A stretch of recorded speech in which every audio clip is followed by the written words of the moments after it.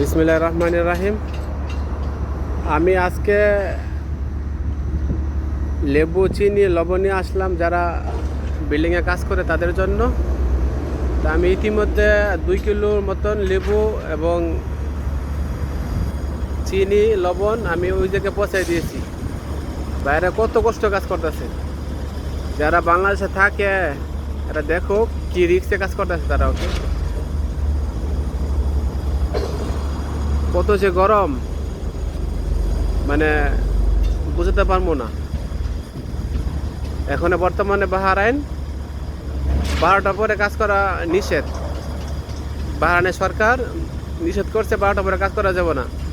তো এখন বুঝতে হবে মানে গরমে যে তাপমাত্রা কতটুকু হয়। লেবু দিলাম, লবণ দিলাম, চিনি দিলাম, বাইরে ইয়া বানা খাইবো, পানির সাথে মিক্স করে শরবত বানিয়ে খাইবো।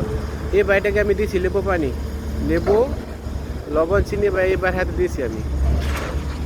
দোয়া করে আল্লাহ বাইদেরকে মঙ্গল করুক, আল্লাহ বাইদেরকে আল্লাহ শান্তি করুক, বাইদেরকে আল্লাহ কষ্ট কাছ থেকে আল্লাহ বাইদেরকে আল্লাহ হেফাজত করুক।